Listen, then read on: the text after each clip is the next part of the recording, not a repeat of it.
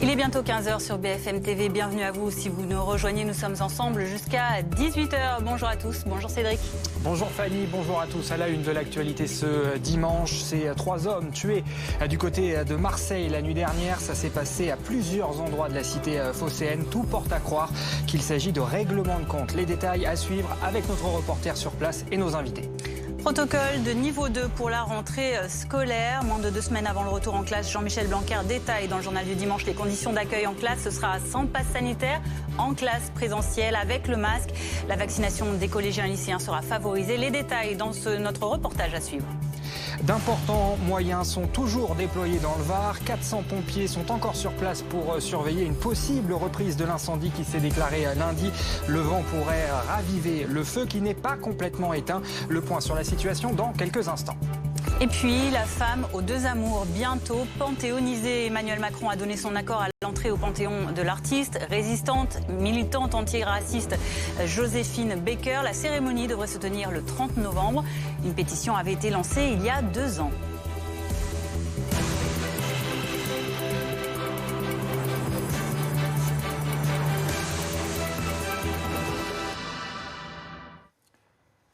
Trois hommes connus pour trafic de stupéfiants ont donc été tués la nuit dernière à Marseille. Il pourrait s'agir de règlement de compte. La police judiciaire est saisie des 2 affaires. Pour bien comprendre ce qui s'est passé, on retrouve notre reporter sur place, Nargis Hadji. Bonjour, on a donc 2 affaires distinctes. Vous êtes dans le 14e arrondissement de Marseille.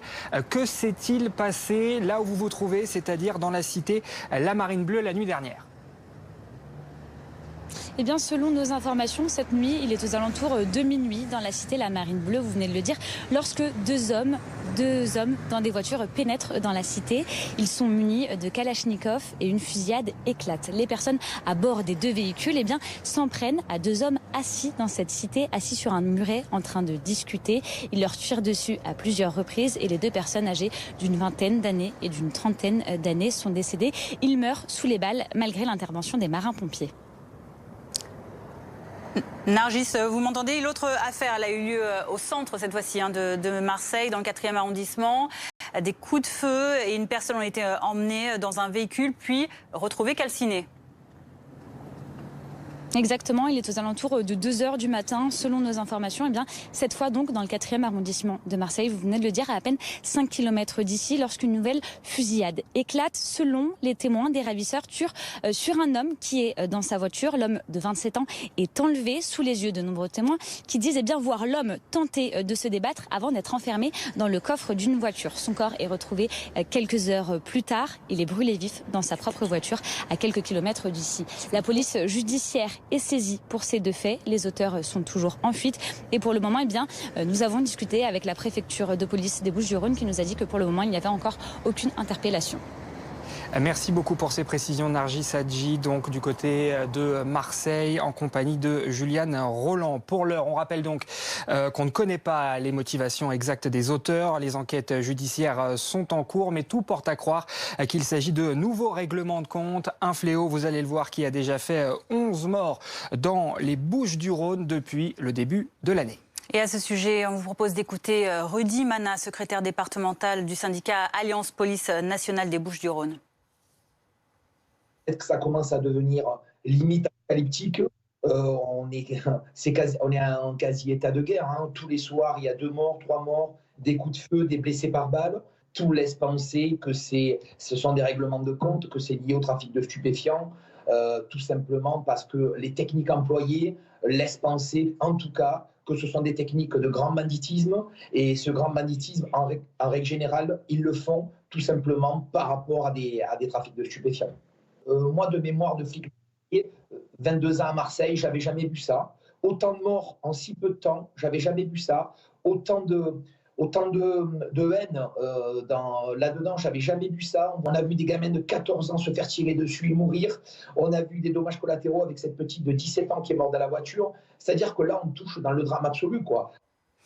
Yannick Ohanessian, bonjour, vous êtes notre invité, merci d'avoir accepté notre invitation, adjoint à la mairie de Marseille, délégué à la sécurité. On a entendu Rudy Mana à l'instant parler de faits inédits à sa connaissance à Marseille, autant de morts en aussi peu de temps, vous partagez ce constat ?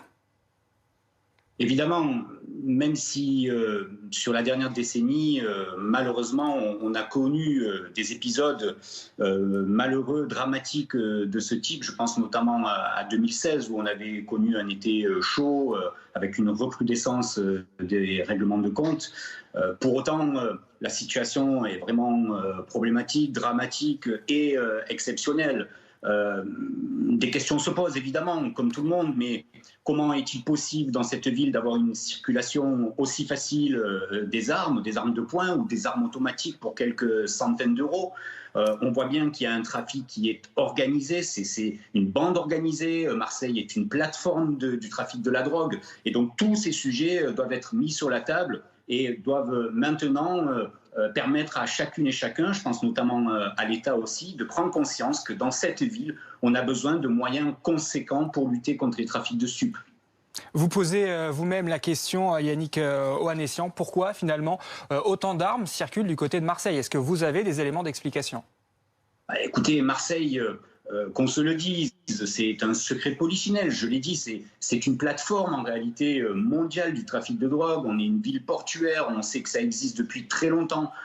On ne parle pas simplement de petits dealers, on parle là de grand banditisme. Le responsable du syndicat Alliance le rappelait, on parle de bandes organisées, on parle de cartels ici à Marseille. Et donc les moyens par parcimonie ne suffiront pas. Et je l'ai dit depuis ces 10 dernières années, une décennie où gouvernements successifs se sont, je le dis, cassés les dents sur cette histoire parce que la politique des petits pas, ici en la matière, ne fonctionne pas. Il faut des moyens conséquents, il faut un engagement global avec l'ensemble des acteurs nationaux, locaux.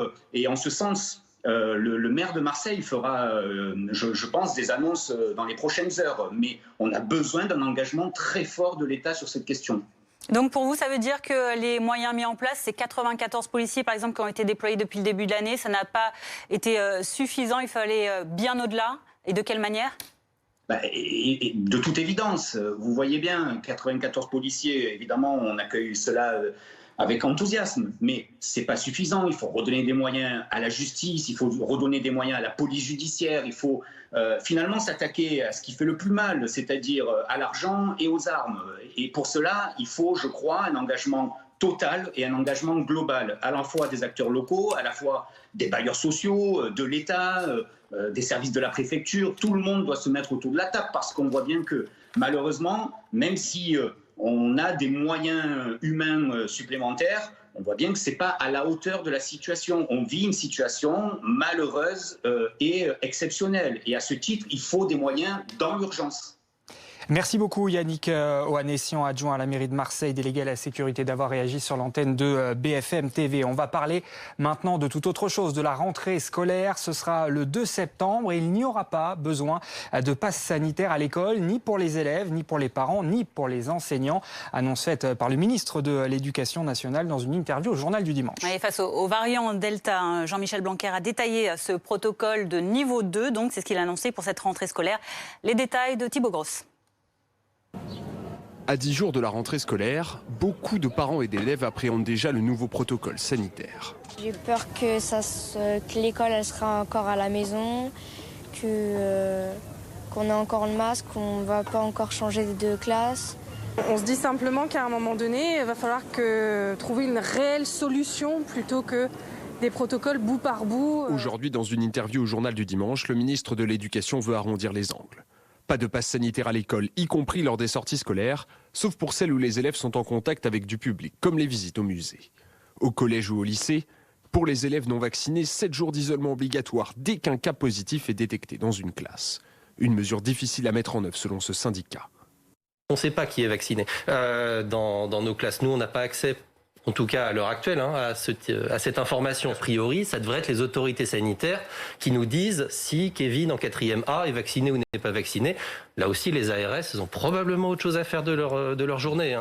Les mesures de prévention de l'année passée sont maintenues. Gestes barrières, nettoyage des locaux, interdiction des sports de contact en intérieur ou encore ouverture régulière des fenêtres. Pas suffisant, estime le médecin Jean-Paul Hamon. Moi, ce qui m'a frappé dans ce protocole, c'est qu'à aucun moment, on ne parle de purificateur d'air, alors que, franchement, c'est ce genre de choses qui sécuriserait les classes et tous les lieux confinés. La vaccination des plus de 12 ans sera fortement encouragée. Des centres éphémères seront ouverts à proximité des établissements. Hier, pour le 6e samedi de manifestation contre le pass sanitaire et l'obligation vaccinale, plus de 175 000 personnes ont défilé partout en France, selon le ministère de l'Intérieur. Près de 389 000, selon le collectif militant Le Nombre Jaune, un petit peu partout en France. Donc, vous le voyez sur ces images tournées hier, une mobilisation en baisse par rapport à la semaine dernière. On en parle avec Julia Van Elst du service politique BFM TV. Bonjour Juliane. Cette baisse de mobilisation est prise avec plutôt une grande prudence à part le gouvernement. Oui, alors le gouvernement qui déjà quand même se satisfait de cette baisse. On voit qu'il y a un essoufflement, des premiers signes d'essoufflement dans ces manifestations. De quoi redonner quand même un petit peu de couleur au chef de l'État, d'autant que les sondages lui sont plutôt favorables. Exemple avec un dernier sondage paru aujourd'hui dans le JDD qui montre que la popularité d'Emmanuel Macron progresse, plus 3 points en un mois. Et à 8 mois de la présidentielle, eh bien 41% des Français se disent satisfaits de l'action du président de la République. À titre d'exemple, c'est 25 points de plus que François Hollande à la même époque. Donc quand même satisfaction. Mais effectivement, il faut rester très prudent parce qu'il y a plusieurs sujets, on va dire, assez inflammables qui vont arriver à la rentrée. Tout d'abord, la question de la vaccination des enfants de moins de 12 ans. Pour le moment, c'est pas d'actualité, comme le disait Jean-Michel Blanquer, mais les autorités sanitaires sont quand même en ce moment en train de travailler sur cette question et le cabinet d'Olivier Véran me disait que cette question n'était pas fermée en réalité. Risque de crispation aussi avec le protocole de rentrée scolaire. Comment ça va être reçu ça par les enseignants et par les parents. Et puis attention au mois d'octobre parce qu'au mois d'octobre, qu'est-ce qui va se passer? Les tests PCR vont devenir payants et les enseignants à partir de là pourront être suspendus s'ils ne sont pas vaccinés. Donc un président de la République en position de force pour le moment, mais chaque petite étincelle peut venir raviver la contestation. Merci Julia. Merci pour cette analyse. On va s'intéresser maintenant à la situation dans le Var où les massifs forestiers restent en risque incendie très sévère pour ce dimanche. Le feu qui a ravagé plus de 7000 hectares depuis lundi, lui, n'est toujours pas complètement éteint. Les 400 pompiers encore sur place se préparent à une reprise en raison du Mistral qui pourrait souffler sur les braises. Antoine Forestier, on vous retrouve dans la commune du Luc, dans le Var, où d'importants moyens sont donc toujours déployés. C'est une journée délicate pour les pompiers du Var, toujours mobilisés sur cet incendie. On parle toujours de 7100 hectares. L'incendie est fixé. Il y a eu tout un travail qui a été effectué ces derniers jours lorsque les conditions météo étaient encore bonnes pour traiter ce qu'on appelle les lisières de l'incendie, c'est-à-dire toute cette zone, notamment sur le flanc est, à la limite entre la zone brûlée et la végétation qui a encore été épargnée, parce que c'est là qu'il y a le plus grand risque avec le retour du vent d'ouest dans l'après-midi et également ces fortes températures au plus de 35 degrés. Un travail qui a été effectué par les hommes au sol, mais également par des largages au niveau aérien, au niveau des moyens du Dash et des hélicoptères. Je vous propose d'écouter à ce sujet le commandant des opérations spéciales interrogé au micro de Thomas Loriot. Des Dash qui volent, qui restent en l'air pendant toute l'après-midi et qui pourront taper sur tout départ de feu. Nous avons également des Canadair qui sont posés ailleurs et qui sont prêts à intervenir pour tout départ de feu encore. Au plus fort de l'incendie, on aura compté jusqu'à 1200 pompiers sur le terrain cette semaine. Aujourd'hui, ils ne sont plus que 465. D'autres ont été répartis dans des points stratégiques du département car ce risque très sévère d'incendie, il concerne tout le département du Var aujourd'hui. Et outre-Atlantique, ce sont les risques d'inondation et de fortes pluies qui mettent en alerte les États-Unis. L'ouragan Henri, finalement rétrogradé il y a quelques minutes en tempête tropicale, doit atteindre le nord-est du pays dans les prochaines heures. Des vents allant jusqu'à 110 km/h pourraient toucher les côtes américaines à Long Island, près de New York, ou la Nouvelle-Angleterre un peu plus au nord. Quant à l'ouragan Grace du côté du Mexique, lui aussi a été rétrogradé en tempête tropicale. Il a perdu de sa puissance en touchant terre hier sur la côte est du pays, le Mexique. Mais Grace, accompagné de vent atteignant les 205 km/h, cette fois-ci a quand même fait au moins 8 morts dans l'état du Veracruz. Ouragan, tempête, mais aussi incendie dramatique. Les signes du dérèglement climatique se sont imposés dans l'actualité ces derniers jours. D'ailleurs, ne ratez pas notre grand format Ligne Rouge. Climat, l'apocalypse, c'est à suivre demain à partir de 20h50. Voici un extrait. Dans l'Est asiatique, c'est la saison des pluies, mais les intempéries sont cette année particulièrement violentes. Conséquence, cette impressionnante coulée de boue au Japon.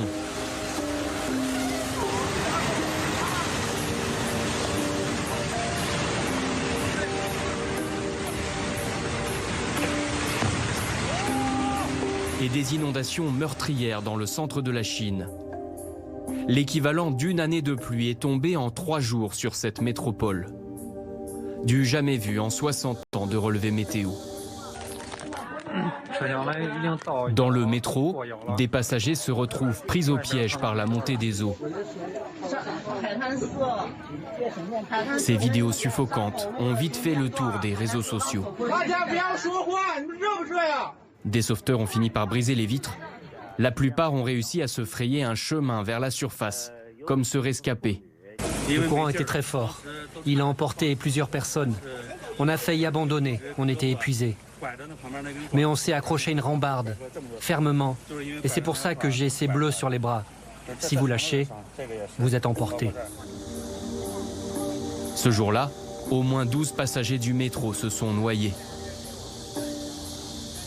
Au total, selon les autorités chinoises, ces inondations ont fait 302 morts et 50 disparus. Et pour décrypter ce long format, un invité exceptionnel, Aurélie Casse reçoit demain soir, donc à 21h30, après ce documentaire, ce long format, l'ancien ministre de la Transition écologique Nicolas Hulot, invité de Ligne Rouge, extrait de sa réaction face aux récentes catastrophes naturelles dans le monde. Comme ça avait été parfaitement et prudemment modélisé par les scientifiques, les phénomènes s'accélèrent, s'emballent, se combinent. Et de l'inquiétude qu'à un moment ou à un autre, l'humanité, quelle que soit sa puissance, son intelligence, perde la main. L'inquiétude parce que je vois déjà le lot de souffrance que cela occasionne. Et j'entends bien ce que nous disent les scientifiques, c'est que ça n'est qu'un échantillon de ce qui peut nous arriver. Et au-delà de l'inquiétude, comment dire, une forme de rage parce que on est dans cette situation paradoxale, c'est que l'homme n'a jamais été aussi intelligent, mais jamais été aussi vulnérable. Quelque part, il a trop bien réussi. Il est victime de sa réussite, qui programme son déclin. C'est le paradoxe de l'époque. C'est que si notre intelligence, nos moyens, nos technologies, notre économie, on le mettait du côté de la solution et pas du côté du problème, on ne serait pas dans cette situation. La situation maintenant à l'international du côté de l'Afghanistan depuis l'arrivée au pouvoir des talibans à l'aéroport de Kaboul. Des milliers d'Afghans continuent de se précipiter pour monter désespérément dans un avion dans la cohue. 7 personnes ont perdu la vie selon le ministère britannique de la Défense. Le point, Chloé Giraud. À l'extérieur de l'aéroport de Kaboul, une foule compacte. Face à elle, des soldats américains et quelques gardes talibans donnant des coups de roseau. Ces milliers d'Afghans tentent à tout prix de monter dans un avion pour fuir le pays. Samedi, plusieurs personnes sont décédées, probablement écrasées par la foule. De nombreux autres ont été blessés. Sur place, des militaires britanniques et américains forment un cordon de sécurité. Parfois, nous arrivons à calmer la foule grâce à des ressortissants locaux. Quand ils voient que le processus fonctionne, ils se calment, mais quand ils ont chaud et se déshydratent, ils commencent à s'énerver. En proie à la déshydratation, certains Afghans sont extrêmement affaiblis. Parmi eux, de nombreux enfants. Les opérations d'évacuation se poursuivent dans la capitale afghane. Depuis la prise de pouvoir des talibans, des dizaines de milliers de personnes ont tenté de fuir le pays. La situation dramatique dans ce pays, l'Afghanistan, qui fait évidemment réagir les opinions publiques dans le monde entier, en France aussi, bien sûr. Des manifestations de soutien au peuple afghan sont organisées à Paris, notamment. C'est là qu'on vous retrouve, Charles Berz, dans la capitale pour BFM TV. Charles, que demandent au juste les personnes qui sont rassemblées autour de vous aujourd'hui ? Eh bien écoutez, ils sont environ ici 500 personnes réunies à l'initiative de plusieurs associations et collectifs. Certains sont de simples citoyens, d'autres sont des proches, ont des proches qui vivent actuellement en Afghanistan. Je vous laisse regarder ici la manifestation. C'est le cas justement de Montassa avec qui nous avons pu échanger juste avant. Lui a 29 ans, habite en France depuis 2014. Ses parents et ses sœurs sont actuellement bloqués en Afghanistan et lui se sent impuissant et demande le rapatriement de sa famille en France. C'est d'ailleurs l'une des revendications ici de la plupart des associations, le rapatriement de toutes les familles de personnes vivant en France. Il y a également un autre cas de figure, ce sont ces auxiliaires de l'armée française, ces Afghans qui ont été interprètes, cuisiniers ou encore chauffeurs au service de l'armée française. Ils seraient encore actuellement entre 70 et 80 sur place. Emmanuel Macron a déclaré que c'était de notre devoir de les rapatrier, mais pour l'instant, selon les principales associations, seule une personne aurait été embarquée dans les 4 avions qui ont atterri en France cette semaine. Le combat continue donc. Une nouvelle manifestation est d'ores et déjà prévue dimanche prochain, cette fois-ci devant le ministère des Affaires étrangères. Merci beaucoup. Donc, Charles Lebert, vous êtes en compagnie de Yohann Chérifi, donc du côté de Paris, pour ces manifestations de soutien au peuple afghan. Il a dit oui. Emmanuel Macron a donné son accord à l'entrée au Panthéon de Joséphine Baker. La célèbre meneuse de revue franco-américaine sera la 6e femme à reposer dans le temple républicain et la première femme noire. On va se faire un petit plaisir. On va d'ailleurs écouter un extrait de la célèbre chanson « J'ai 2 amours ». Et maintenant, j'ai 2 amours. J'ai 2 amours, mon pays Paris, part toujours, mon cœur ira. Je dis, moi, une récompense pour cette figure de la résistance française, également très engagée dans la lutte antiraciste. La cérémonie devrait avoir lieu le 30 novembre prochain. Elle fait suite au lancement d'une pétition il y a 2 ans dans ce sens. Une grande joie en tout cas pour Jennifer Guédon, membre du collectif Osez Joséphine au Panthéon. C'est une grande joie, une grande satisfaction, c'est une aventure humaine en fait. C'est à l'image de Joséphine Baker. C'était une campagne généreuse, engagée et la rencontre avec le président et ce pourquoi en fait on a mené campagne en quelque sorte et on a essayé de fédérer un maximum et ça a été le cas parce qu'on a eu beaucoup de mobilisation de personnalités du monde de la culture, politique, de tous bords et il y avait un consensus. Elle méritait, ce pourquoi on a milité entre guillemets, c'est évidemment pour son engagement pendant la guerre, de résistante. Et puis, c'est cette figure de valeurs républicaines, de la liberté, de la solidarité, de la fraternité qu'elle incarne. Tout de suite, votre chronique de l'été, c'est les vacances.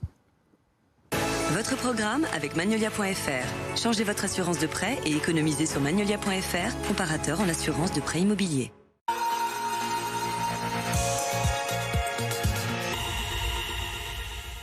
Évitez la foule, profitez des locations moins chères. Certains Français, peut-être vous, commencent leurs vacances après le 15 août pour se ressourcer juste avant la rentrée. Ils sont encore plus nombreux. Vous allez le voir, après cette année de crise sanitaire, les gîtes, les campings d'ailleurs, font le plein. Guillaume Gossalbès avec Marie Conan. Pendant que la plupart des Français chargent leur voiture, Dimitri et ses enfants, eux, déchargent. On pose et après on n'a plus qu'à se servir. On va vider les 2-3 choses qui sont dans la voiture et puis... ça devrait commencer. Cette année, la famille a décidé d'attendre la fin de l'été pour partir en vacances. Un choix qu'elle justifie par plusieurs raisons. Un petit peu professionnellement parce que c'est plus simple de prendre les vacances fin août. Puis comme le mois de juillet est désastreux d'année en année, partir fin août c'est très bien au final. Voire début septembre. Dans le bungalow d'à côté, cette famille aussi va profiter d'une semaine de détente avant la rentrée. On vient la dernière semaine de vacances, que du coup c'était moins cher que les autres semaines. Parmi les nouveaux arrivants, on compte principalement des Français. Ici, les clients sur le départ laissent place aux nouveaux vacanciers, toujours nombreux. La réceptionniste du camping, Amandine Joly, est débordée. Ce qui est en orange, c'est les personnes qui étaient présentes sur le camping jusqu'à présent et qui sont maintenant parties. Ce qui est en vert, c'est les personnes qui sont encore actuellement sur le camping. Et en rouge, c'est les personnes qui sont sur le point d'arriver ou qui arriveront la semaine prochaine. Le patron Lionel Pujadet est surpris de voir son camping aussi rempli qu'en haute saison au milieu de l'été. Je pense que cette semaine, on va être dans les 80-90% de taux d'occupation. Des chiffres supérieurs à ceux de fin août 2019, avant la crise sanitaire.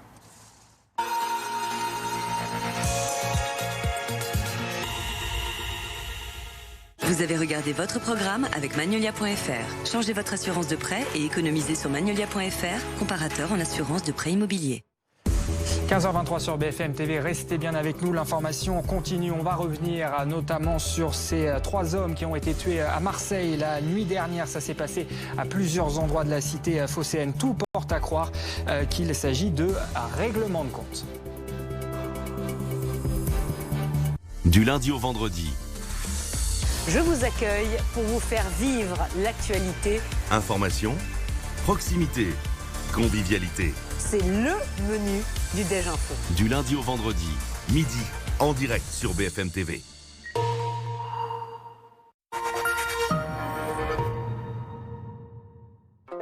Ça y est, Chatounet, on passe à la télé. Oh, Chatounet! Heureusement, la Paulette a plus d'un produit dans son sac. Du pratique, de l'authentique, de l'efficace. Et voilà le travail. Paulette, la terreur du ménage. Autohéros, achetez votre voiture d'occasion en ligne et profitez de notre vitrine virtuelle confortablement depuis chez vous. Vous commandez, Autohéros livre gratuitement la voiture que vous voulez, là où vous voulez. Et vous achetez en toute sécurité avec le retour sans frais sous 14 jours. Autohéros. Si nous avons passé des années en recherche et développement à inventer la matière nano, composée de millions d'alvéoles aux arêtes souples, pour permettre 21 minutes de sommeil en plus par nuit, si nous avons fait tout ça, c'est pour Marc. Qu'il profite pleinement de sa journée, Marc. Hey, encore un cache-cache ? Bultex, scientifiquement testé et approuvé. Avec Perco, votre dos ne craint plus les papas tu portes ou Roméo 52 kg. Grâce à leur tenseur, les secondes peaux de Perco redressent votre dos, renforcent vos muscles et soulagent vos douleurs pour enfin revivre pleinement. Perco, libérez votre dos. Commandez sur perco.com. Dispositif médical. SFR présente le dimanche idéal de la coloc. Bah déjà mon ordi avec la fibre. Ok, et ma série ? Et son casque aussi. Ça va ? Il y a un peu de challenge pour lui. Elle a dit un peu de challenge, parce que là c'est chaud là quand même. Pour une rentrée idéale, redémarrez à pleine puissance avec la fibre de SFR. SFR, enjoy.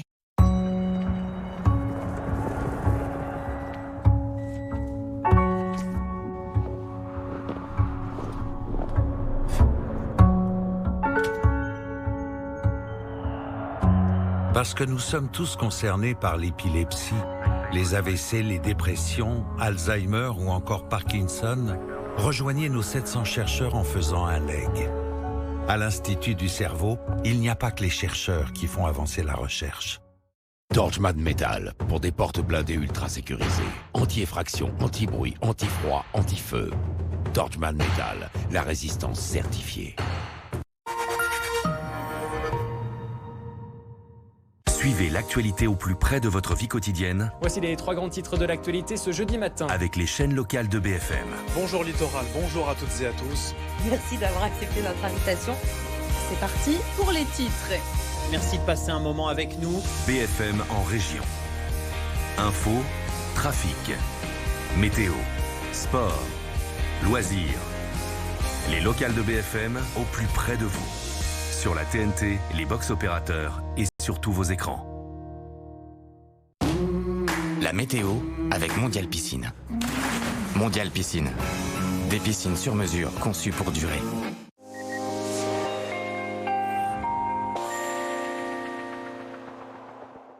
Le temps a parfois été très agité ces dernières heures avec des orages assez virulents qui ont traversé une partie du territoire, le nord-est de la France, en lien avec cette perturbation qui a rabattu de l'air frais sur une zone où les températures étaient assez élevées ces dernières heures. Ça a donné en effet des orages parfois assez spectaculaires. Regardez ce magnifique cliché photographié il y a quelques heures dans le département de la Haute-Saône. C'était l'un des départements placés en vigilance orange pour de violents orages. Par Météo France, on a recensé plusieurs centaines d'éclairs. Alors les prochaines heures encore assez mitigées dans le nord-est de la France. Avec ce lundi matin, quelques gouttes de pluie à prévoir entre les Hauts-de-France et l'Alsace. Beaucoup de nuages également dans le sud-ouest, alors qu'ailleurs, c'est vrai, le ciel bleu sera bien installé. Attention au vent, matin comme après-midi entre Corse et continent. Le Mistral et la Tramontane qui souffleront jusqu'à 70 km/h. Et puis dans le courant de l'après-midi, côté ciel, peu de changements. C'est vrai qu'il y aura du ciel bleu pour la plupart d'entre vous. Toujours beaucoup de nuages ici sur la partie nord-est de la France, entre le bassin parisien notamment et la plaine d'Alsace. Les températures, elles ont baissé, elles ont même chuté par endroits ces dernières heures en lien avec cette perturbation qui rabat un air assez frais, parfois froid. 10 degrés seulement dans la région du Mans ce lundi matin, 13 degrés pas très loin à Rennes, 16 degrés pour les Parisiens, mais déjà 22 degrés sur les bords de la Méditerranée. Et c'est d'ailleurs dans le sud-est que l'on retrouvera les températures les plus élevées pour lundi après-midi, avec 31 degrés à Montpellier, 26 degrés quand même pour les Bordelais, 23 à Paris, 23 également en montant vers le nord pour Lille et 22 degrés sur les bords de Manche. Rapidement, la journée suivante, ça va commencer à s'arranger. Regardez le ciel bleu qui revient grâce à l'anticyclone qui se positionne sur les îles britanniques. Les conditions météo qui seront très agréables également pour la journée suivante de mercredi, mais avec un vent assez frais sur les côtes bretonnes et de l'Atlantique qui soufflera jusqu'à une quarantaine de kilomètres/heure.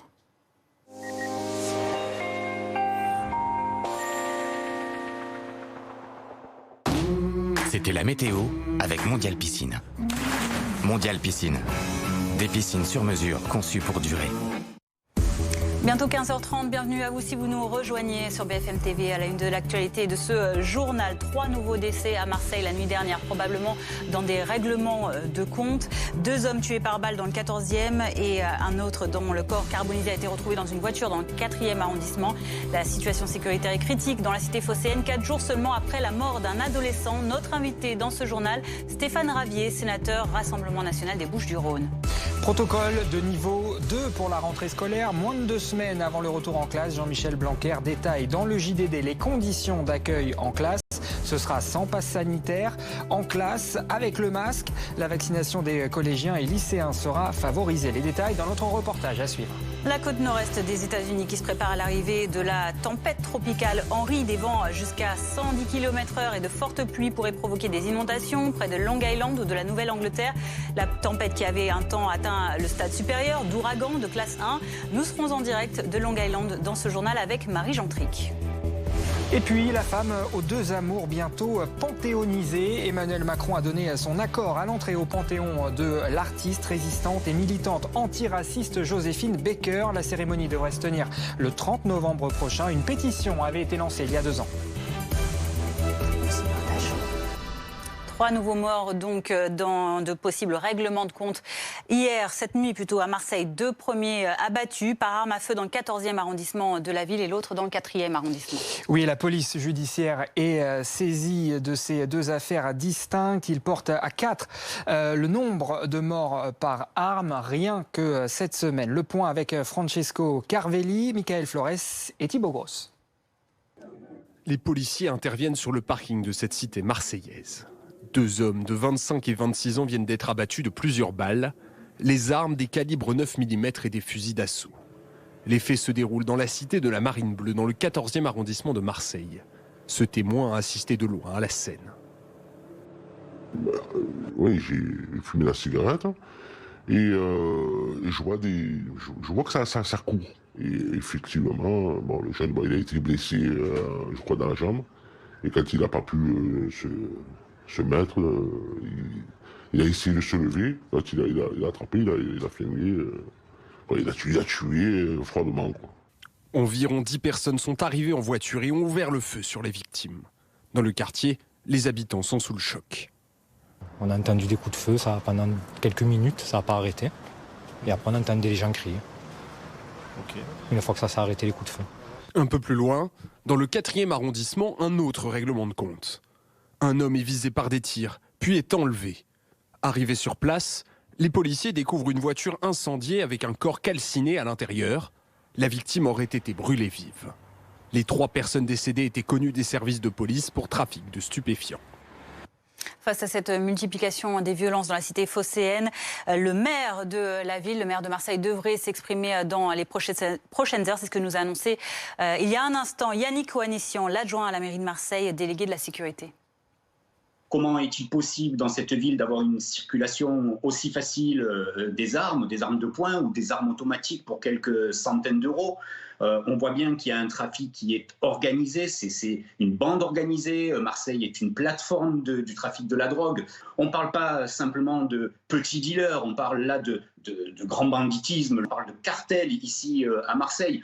Et donc les moyens par parcimonie ne suffiront pas. Et je l'ai dit depuis ces 10 dernières années, une décennie où gouvernements successifs se sont, je le dis, cassés les dents sur cette histoire. Et en ce sens, le maire de Marseille fera, je pense, des annonces dans les prochaines heures. Voilà, des faits de violence qui ne sont malheureusement pas isolés, mais qui atteignent un degré de violence jamais observé à Marseille, selon la conseillère municipale LR de la ville en charge de la prévention de la délinquance. Sur notre antenne, Aya Tatia demande plus de moyens pour lutter contre ce fléau. Il nous faut les moyens humains, logistiques et techniques, c'est-à-dire des policiers formés pour aller dans ces quartiers-là, et qui n'ont pas peur, parce que sincèrement, quand on va dans les quartiers nord, on n'a pas beaucoup il y a des descentes, mais par exemple au Marronnier, moi j'y suis allée le lendemain de la tuerie, le trafic a repris tout à fait normalement, sans aucune crainte. Donc il faudrait... Gérald Darmanin a parlé à un moment de CRS. Et vous plaisantez, les manifestants contre le pass sanitaire n'ont pas peur des CRS. Vous pensez que des minots qui sont armés, comme je disais, jusqu'aux dents, vont avoir peur des CRS? Mais soyons sérieux, mettons des moyens humains, mais des moyens qui pourront faire la différence sur le terrain. On vient d'apprendre que le créateur d'un site antisémite répertoriant des personnalités de confession juive ou présentées comme telles a été mis en examen hier, c'est ce qu'indique en tout cas ce dimanche le parquet de Paris. Oui, c'est Samuel Goujon, le fondateur du site Ils sont partout, qui a donc été mis en examen, notamment pour provocation publique à la discrimination, à la haine ou à la violence. Il a été placé sous contrôle judiciaire. Dans le Var, les pompiers restent mobilisés en alerte ce dimanche dans le massif notamment des Maures où le risque d'incendie est très sévère. L'accès à tous les massifs du Var reste strictement interdit. Ce qui inquiète particulièrement cet après-midi, ce sont les vents forts, la sécheresse et donc de possibles nouveaux départs de feu. On fait le point avec notre invité Philippe Gambe-Devergne. Bonjour, merci d'être notre invité. Vous êtes lieutenant-colonel, commandant des opérations de secours. Tout d'abord, où en est, comment progresse ce feu? Est-ce qu'il est définitivement éteint, maintenant, maîtrisé? Alors bonjour, non, pour l'instant le feu est seulement fixé. Nous attendons pour changer le statut du feu au moins certainement demain après-midi, voire après-demain. Pour l'instant donc le vent commence à se lever ici sur le secteur. Le vent est pour l'instant relativement faible mais devrait se renforcer dans l'après-midi. Et ce vent est relativement sec, les températures sont importantes, on dépasse les 33-35 degrés sur la plaine des Maures. Et donc le risque pour nous là commence à être relativement important.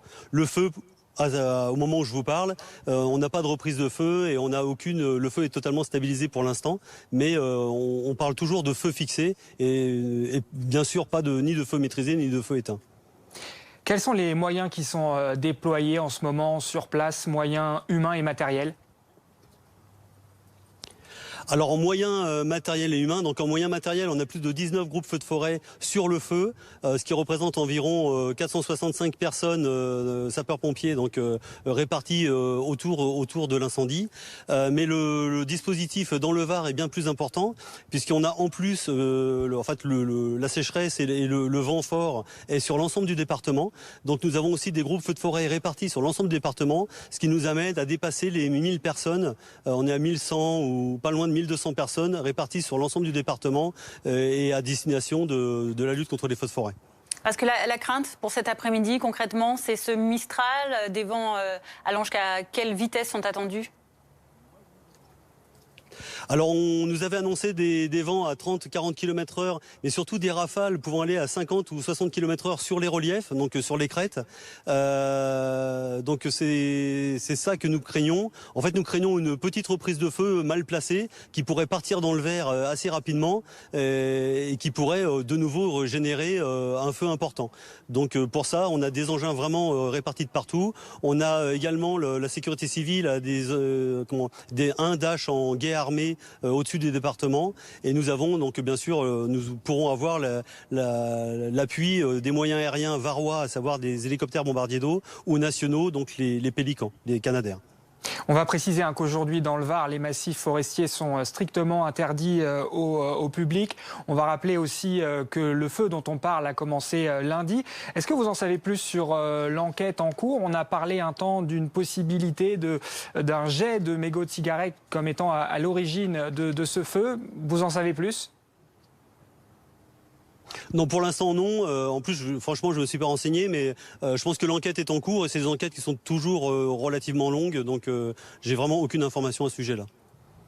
Merci beaucoup Philippe Gambe-Deverne d'avoir répondu à nos questions en direct sur BFM TV cet après-midi et bon courage à vous et à vos hommes sur place dans le Var. On en vient à présent à l'arrivée de la tempête tropicale Henri qui se précise en revanche sur la côte nord-est des États-Unis. Passé au grade d'ouragan hier, il avait perturbé la tenue de ce concert dont vous voyez les images organisé à Central Park à New York pour marquer le retrouvaille des artistes avec le public. Et le tour de chant de Barry Manilow avait même dû être interrompu, une mesure de précaution à l'approche de nuages orageux. Mais la situation vient de changer. Pour en parler, Marie Gentric, vous êtes notre correspondante aux États-Unis. Finalement, cet ouragan Henri a été rétrogradé en tempête tropicale, mais c'est toujours à Long Island où vous vous trouvez justement. On entend d'ailleurs la pluie qui tombe sur vous. C'est donc à Long Island qu'on pourrait avoir dans les prochaines heures des vents très forts. Oui, exactement. Alors la situation s'annonce un peu moins mauvaise que ce qui était prévu, donc ça c'est la bonne nouvelle. Alors on s'attend quand même à des rafales de vent qui pourraient aller jusqu'à 112 km/h. On s'attend également à énormément de pluie, la pluie qui a déjà commencé à tomber comme vous l'avez dit, entre 7 et 15 cm de pluie qui pourrait être attendue. Donc forcément ça veut dire risque d'inondation, tout particulièrement ici à Long Island, parce que c'est une île de l'État de New York. On s'attend également à de grosses pannes de courant et puis il y a le risque que des arbres ne tombent sur la route, voire ne tombe sur certains logements. Donc une situation qui pourrait tout de même être assez catastrophique. Alors ici dans cette ville de Long Island, les habitants ont vraiment pris la situation très au sérieux. Certains sont allés au supermarché hier pour vraiment prendre des réserves, faire des stocks et s'assurer qu'ils ont tout ce dont ils ont besoin chez eux au cas où ils ne puissent pas sortir au cours des prochains jours. Plusieurs personnes m'ont aussi parlé de Sandy. Sandy, c'est un énorme ouragan qui a eu lieu aux États-Unis en 2012. Alors ce n'était plus un ouragan à proprement parler lorsqu'il est arrivé à New York, mais il a quand même fait d'énormes dégâts et quasiment 10 ans plus tard, on sent encore un énorme traumatisme. Donc plusieurs personnes qui disent on espère que ce ne sera pas comme ce qu'on avait pu voir en 2012 avec Sandy. Alors Joe Biden, président américain lui-même, prend la situation très au sérieux. Il a approuvé la déclaration d'urgence dans plusieurs États, dont l'État de New York, ce qui veut dire que l'État fédéral va mobiliser des ressources pour prêter main forte à l'État de New York et aux autres États. Et puis Joe Biden devrait prendre la parole d'ici quelques heures, 16h heure locale, 22h heure française, et il devrait notamment évoquer cette menace de la tempête Henri. Merci beaucoup pour ces dernières précisions. Marie Gentric en direct de Long Island pour BFM TV. Tout de suite, on en vient au trafic, puisque c'est l'un des derniers week-ends de vacances. Programme avec Magnolia.fr. Changez votre assurance de prêt et économisez sur Magnolia.fr, comparateur en assurance de prêt immobilier.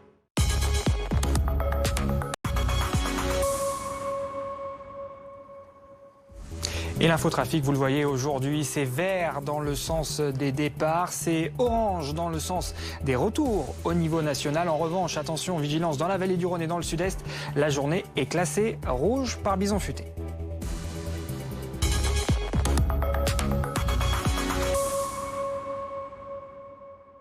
Vous avez regardé votre programme avec Magnolia.fr. Changez votre assurance de prêt et économisez sur Magnolia.fr, comparateur en assurance de prêt immobilier. 15h42 sur BFM TV. Restez avec nous dans quelques petites minutes. Nous vous exposerons le protocole sanitaire qui a été décidé par Jean-Michel Blanquer, le ministre de l'Éducation nationale, qui dans les colonnes du Journal du Dimanche aujourd'hui précise que c'est le scénario numéro 2 qui sera retenu. Pas de passe sanitaire, présence en classe, port du masque et la vaccination encouragée pour les collégiens et lycéens. On en parle dans notre journal de 15h45. À tout de suite.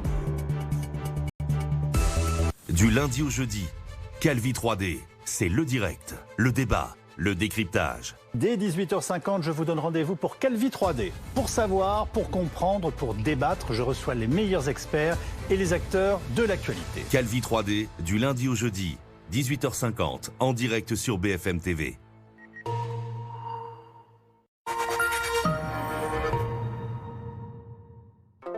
Ça y est, Chatounet, on passe à la télé.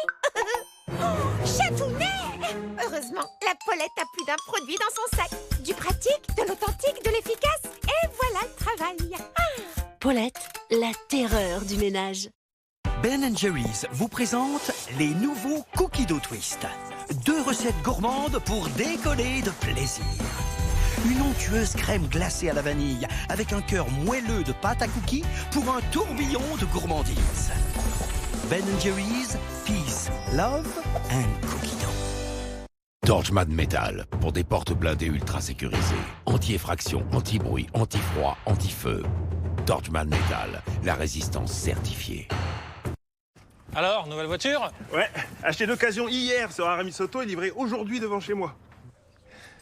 Qu'est-ce qu'il y a? Bah, la couleur. Gris, c'est flashy, quoi, c'est... Ah ouais, ah si. Oh.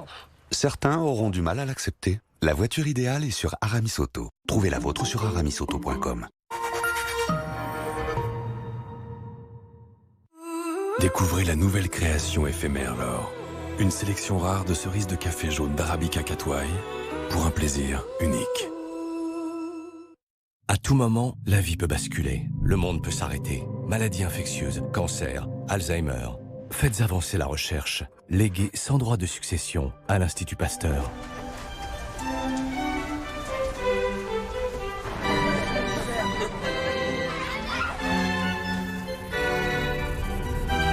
Ensemble, défendons la recherche. Demandez la brochure Leg au 0805 215 216 ou sur leg.pasteur.fr.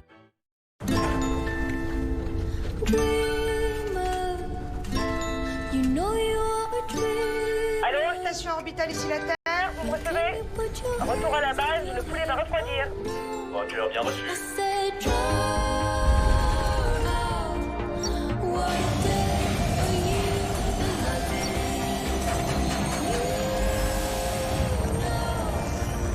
Laissez-vous transporter par la fibre orange. Orange. Les incroyables Carrefour. Inspirés par vous, créés par nous. Mes enfants ont une passion par jour. Aujourd'hui le skateboard, demain les animaux et après-demain, j'en sais rien. Les chaussettes de foot avec le cahier de maths, c'est plus possible. Avec tous ces bouquins, ma fille a le dos en miettes. Ce serait cool d'avoir un sac qui range ma chambre. Vous allez vraiment créer un sac qui reprend toutes nos idées? Eh oui, enfin presque toutes. Grâce à vous, nous avons créé le premier sac à dos personnalisable, économique et durable à retrouver à 15,90 € chez Carrefour. 15,90 € seulement. –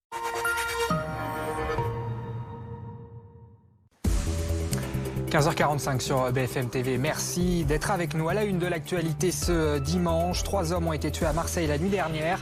Ça s'est passé à plusieurs endroits de la cité phocéenne. Tout porte à croire qu'il s'agit de règlement de compte. Les détails à suivre dans quelques instants. Et puis d'importants moyens sont toujours déployés dans le Var. 400 pompiers encore sur place pour surveiller une possible reprise de l'incendie qui s'est déclaré lundi dans le massif des Morts. Le vent pourrait raviver le feu qui n'est pas complètement éteint. Le point sur la situation dans quelques minutes.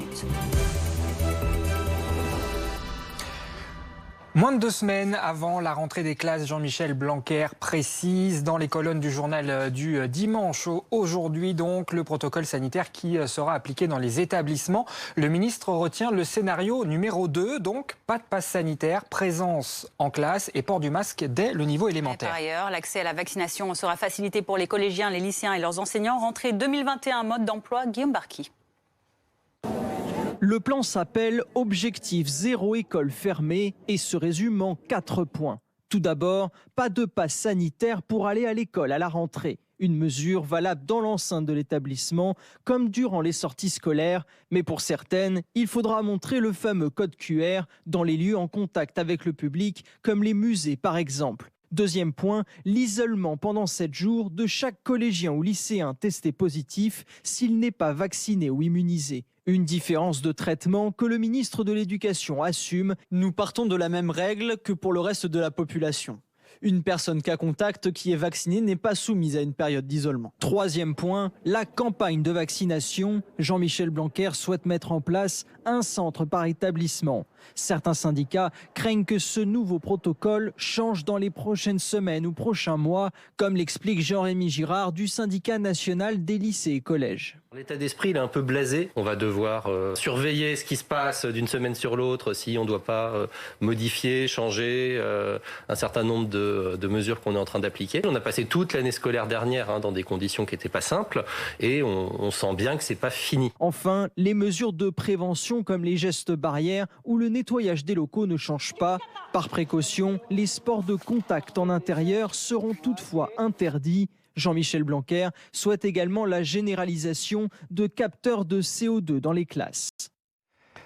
Et la rentrée des classes pour BFM TV, vous le voyez, c'est dès demain avec un protocole exceptionnel. On va le dire, la situation sanitaire sera au cœur de votre nouveau rendez-vous.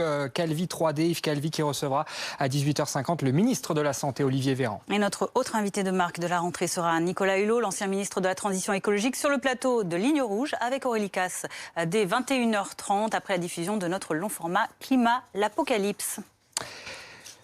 Victoria Fontan, cette dinardaise, était arrivée à Kaboul en janvier 2019. Elle ne pensait pas un jour vivre une semaine aussi dense et intense émotionnellement. La prise de Kaboul par les talibans a rebattu toutes les cartes.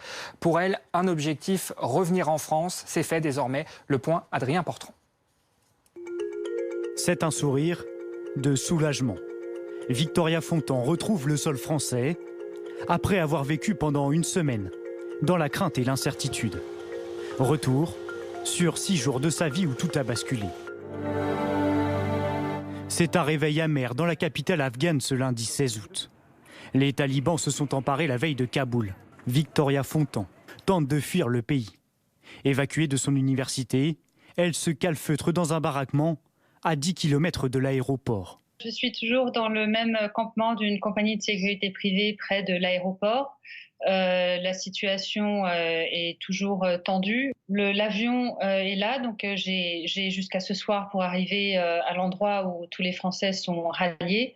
Le souci, c'est que ma compagnie de sécurité privée n'ose pas s'aventurer dehors. Impossible donc d'aller jusqu'à l'aéroport. La situation va même s'empirer. Ce soir-là, on va être encerclés et attaqués par les talibans qui vont prendre possession du compound et à partir du lendemain matin, nous assigner à résidence et nous dire si vous sortez, on vous arrête. S'ouvre alors des négociations. Après 2 jours de pourparlers, un accord est trouvé avec les nouveaux maîtres de Kaboul.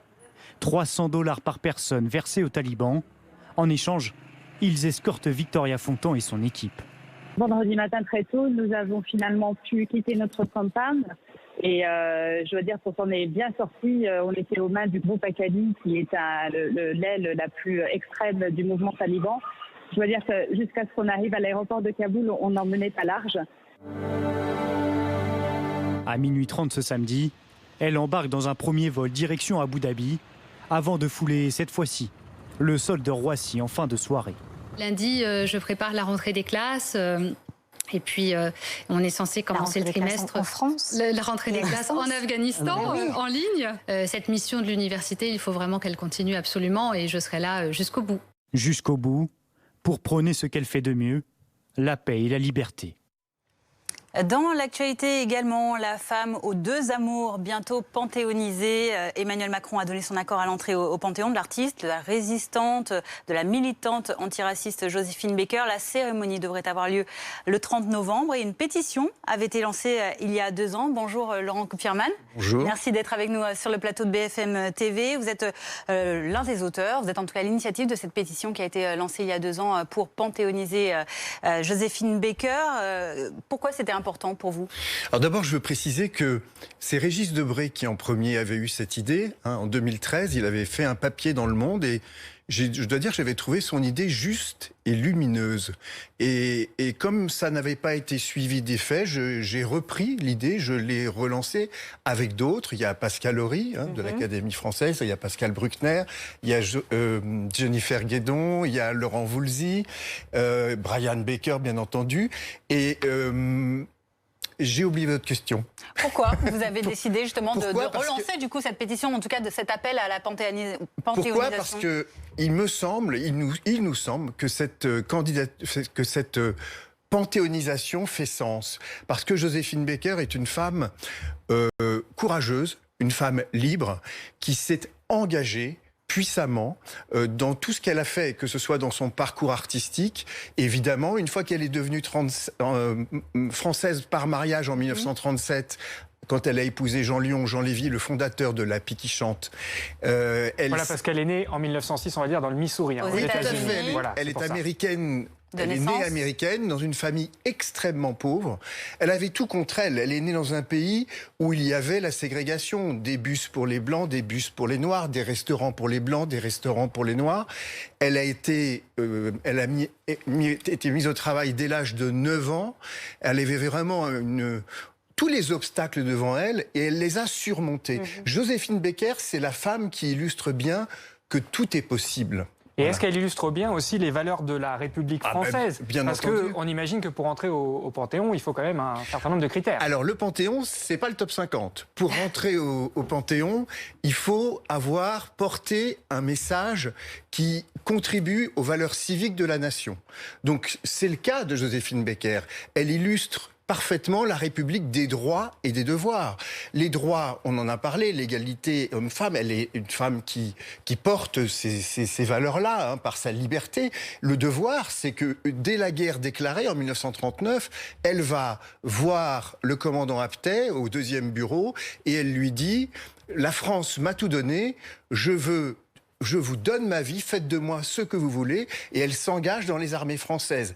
À la capitulation, c'est la drôle de guerre, donc à la capitulation, elle s'engage dans le sillage du général de Gaulle et elle continue dans la résistance jusqu'au dernier jour.